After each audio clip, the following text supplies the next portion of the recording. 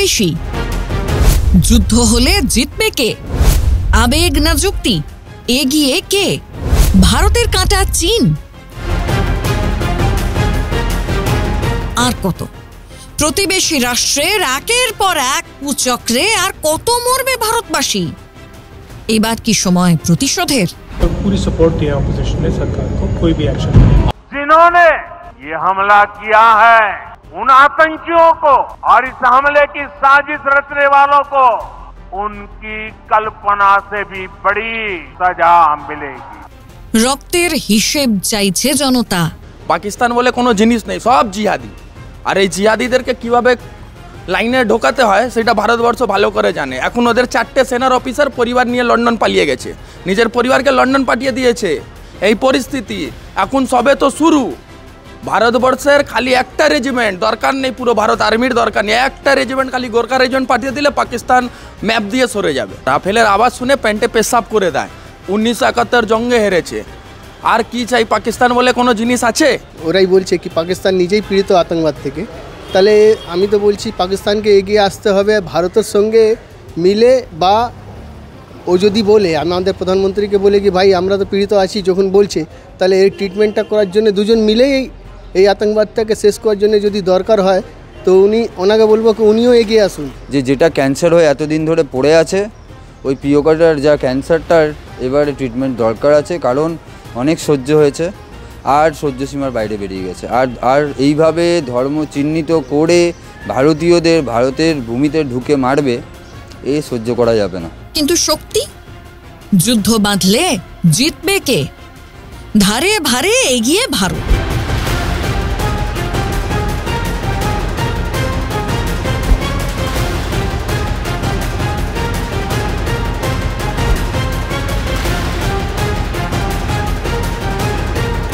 সামরিক শক্তিতে পাকিস্তানের চেয়ে অনেক সামনের দিকেই মোদির ভারত, কিন্তু এর মধ্যেও রয়েছে প্রশ্ন।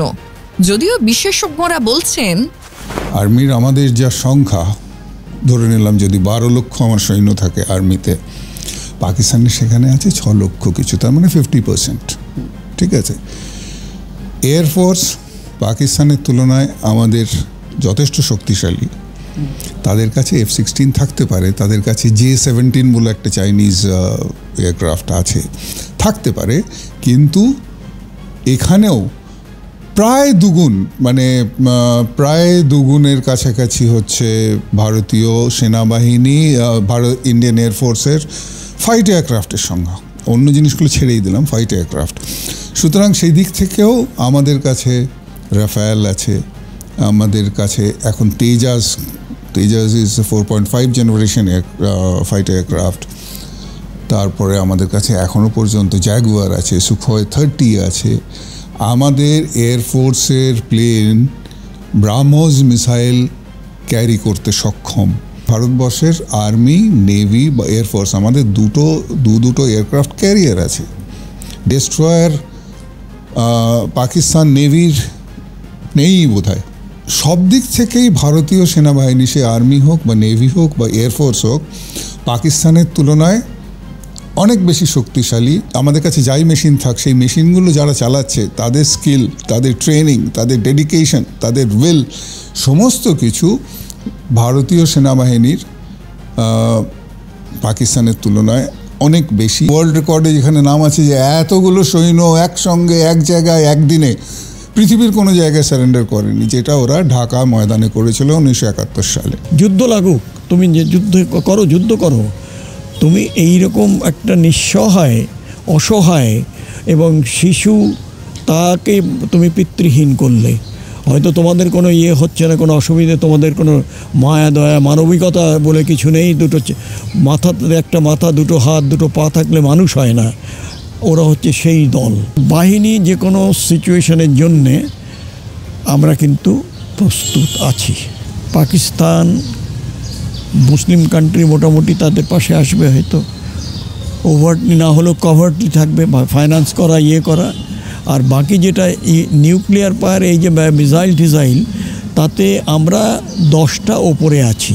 আদারওয়াইজ পাকিস্তান কিন্তু আমাদের অলমোস্ট কাছাকাছি, but otherwise in terms of strength, in terms of weapon, in terms of other assets, air asset কিংবা আমাদের নেভাল অ্যাসেট কিংবা এখানে সেই তার সঙ্গে কিন্তু কোনো তুলনা হয় না। আমরা অনেক এগিয়ে আছি। যেমন আজকে যদি প্যারামিলিটারি ফোর্স যারা আমাদের মতো, যাদের আর্মি ট্রেনিংও নিতে হয়, অ্যান্ড তারাও familiar about the weapons to be used, সুতরাং দরকার পড়লে যেমন কী করা হয় যে ফরওয়ার্ড এরিয়াতে চলে গেল আর্মি টোটাল, তারপরে যে লাইনটা, সেই লাইনটাকে সেকেন্ড লাইন অফ ডিফেন্স আমরা বলবো, অফেন্স বলো ডিফেন্স বলো, সেই জায়গাটা প্যারামিলিটারি ফোর্সের হাতে এসে গেল, যাতে সেই জায়গাটা কোনো সময় ব্ল্যাঙ্ক না থাকে, ভ্যাকেন্ট না থাকে। প্রায় একই সুরে সরব আন্তর্জাতিক সম্পর্ক বিশেষজ্ঞরাও। আমরা ফেলুদা পড়েছি তো, ফেলুদা একটা কথা আছে, ফেলুদা বারবার করে বলতেন যে আমার কাছে একটা অস্ত্র আছে বন্দুক ছাড়াও, অতিরিক্ত যে অস্ত্র সেটা হচ্ছে মগজাস্ত্র, মাথার অস্ত্র। পাকিস্তানের কাছে বুদ্ধিটাই নেই। তারা যে অস্ত্র ব্যবহার করবে, তাদের কাছে হাজার অস্ত্র থাকতে পারে, প্রাথমিকভাবে ধরে নিলাম সেটা, কিন্তু বুদ্ধি যেটাকে বলে যে ট্যাকটিক্স, যুদ্ধ মানে যে কোনো যুদ্ধক্ষেত্রে ওয়ারফেয়ারের বিখ্যাত যারা দার্শনিক তারা যুদ্ধের ট্যাকটিক্সের কথা বলে। এই ট্যাকটিক্স অফ দ্য ওয়ারফেয়ার এটা পাকিস্তানের জানা নেই। আর যদি যুদ্ধ সামগ্রীর কথা বলি, পাকিস্তানকে গুড়িয়ে ফেলতে ভারতবর্ষের কয়েক মিনিট কয়েক সেকেন্ড লাগবে, গোটা পাকিস্তান ধ্বংস হয়ে যাবে। মাটি থেকে সন্ত্রাসবাদীদের জন্ম হচ্ছে, সন্ত্রাসবাদের পর সন্ত্রাসবাদ সৃষ্টি করছে তারা, তাদের গুড়িয়ে দিতে আমাদের আমেরিকারও দরকার নেই, আমাদের চীনেরও দরকার নেই। আর আমেরিকার চীন এটা ভালোভাবে জানে বাজার করতে হলে ভারতবর্ষকে দরকার, এবং তাদের বাজারে কেনার লোক নেই। যা কিনবে, যা ওরা বানাবে, আমরা কিনি বলে ওরা খেতে পায়, এটা ওরা ভালোভাবেই জানে, এবং ট্যারিফটা ইত্যাদি কমাতে বাধ্য হচ্ছে। সুতরাং এত কিছু ভাবার আগে আমাদের একটা জিনিস স্পষ্ট ভাবতে হবে যে সন্ত্রাসবাদ, ভারতের বিরোধিতা কোনো মতেই মানা যাবে না। পাকিস্তান যে মিথ্যে খবরগুলো ছড়িয়ে যাচ্ছে তাদের প্লেনের ব্যাপারে, পাকিস্তান যে মিথ্যে খবরগুলো ছড়িয়ে যাচ্ছে তাদের নিজেদের সামরিক শক্তির ব্যাপারে, সেটা মুখ থুবড়ে পড়া শুধু সময়ের অপেক্ষা।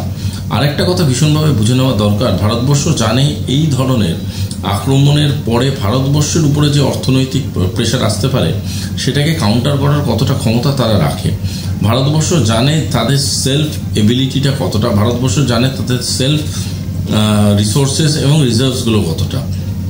সুতরাং এইখানে বলাই বাহুল্য যে একটা যখন সামরিক টানাপোড়েনের মধ্যে আমরা লিপ্ত হতে চলেছি বা টানাপোড়েনের মধ্যে লিপ্ত হওয়ার একটা সম্ভাবনা সৃষ্টি হয়েছে, তখন ভারতবর্ষ নিজের পরিস্থিতিগুলো ভীষণভাবে তৈরি করে ফেলেছে, এবং তৈরি করে ফেলেছে বলেই ভারতবর্ষ আজকের ডেটে দাঁড়িয়ে এতটাই কনফিডেন্ট যে তারা শুধুমাত্র আজকে যে সামরিকভাবে নিজেদের প্রস্তুত করেছে তা নয়, সবকটি দেশকে প্রায় ডেকে এনে বুঝিয়েছে কেন এবং কোন পরিস্থিতির জন্য আজকে এইসব ডিসিশন নিতে তারা বাধ্য হয়েছে। চীন অন্যান্য দেশের সহযোগিতা পেরিয়ে যদি যুদ্ধ বাঁধে, জিতবে কে? আমাদের অনেক সাফার করেছে এই যে পয়ালগামে ছেলেগুলো, এরা তো এদের বয়সগুলো দেখবেন সব ইয়াং ছেলে। এই ইয়াং ছেলেগুলোকে তারা কি দোষ করেছে? তারা হিন্দু বলে শুধু একটা কথা আছে না, জল এবার নাকের ওপর দিয়ে বইতে শুরু করেছে। Enough is enough. আমার মনে হয় এই মুহূর্তে we should go in for a all out war. পাকিস্তানকে কেটে দুটুকরো করে দাও। আবার একবার দুটুকরো করা হয়েছে, আরেকবার দুটুকরো করে দাও। অ্যান্ড আমাদের Indian armed forces they are capable of doing it. তারা করতে পারে। Must pull up our shocks, never underestimate your enemy. Thirdly, the intelligence is the only weapon, actionable intelligence is the only weapon which can be accurately fired. Otherwise we are in the wilderness, যে এখানে রয়েছে ওখানে রয়েছে ওখানে রয়েছে, it has no meaning. এখনও time আছে, তাহলে এটা কিন্তু গ্র্যাজুয়ালি দিনে দিনে এর ইম্পর্টেন্স কমতে থাকবে এই ইনসিডেন্টের উপরে।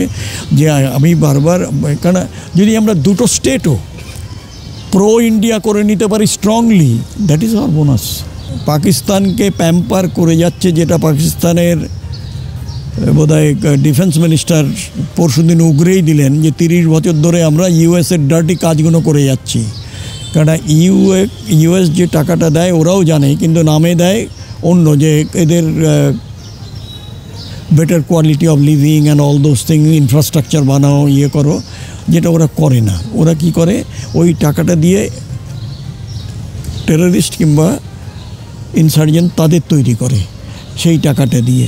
আমাদের আরও দায়িত্বশীল হতে হবে, বিকজ আমাদের Bangladesh is no longer a friendly country.